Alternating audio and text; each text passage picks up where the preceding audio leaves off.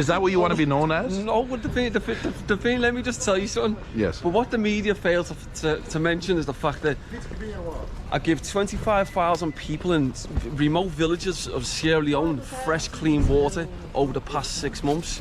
32 children have had the operations for cataracts from my expenses in the past 6 months in Sierra Leone. Bridges, roads, everything else. It's all on my social media proof. All this has been, but the newspapers won't mention this. Yeah. They just choose to mention the negatives. Well, we're going to mention it. Yeah, and it's commendable, no doubt. But do you feel like that makes up for your dark past? Well, you got to understand this. I don't think I'm doing anything.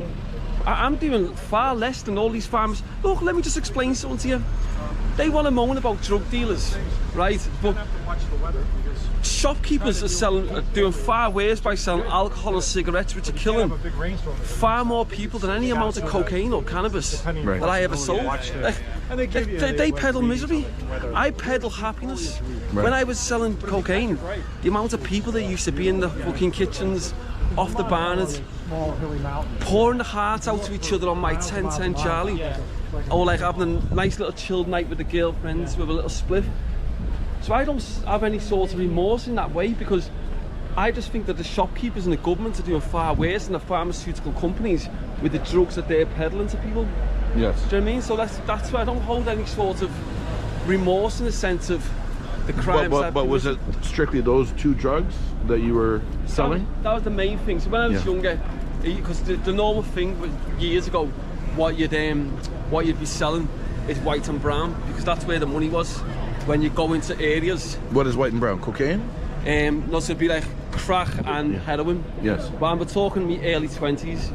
Probably like we're talking like nearly 20 years ago, yeah. But that was, and then what I realised then was that when you're selling these type of drugs, it just brings nothing but bad luck. Yes. So I moved on to cocaine and cannabis. But at that point in your life, did you have any, like, was it hurting your morals? Were you thinking about the after effect of those that were buying from you, or do you look at it like if they don't buy from you, they're going to buy from someone else? I just didn't give a shit about them, because like these people, you got to understand this.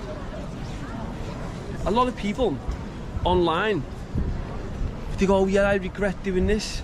I don't have any regrets in my life. There's not one thing that I ever regret in my life, because I believe that everyone has a path to take in life in order to get to the destination where they're meant to be.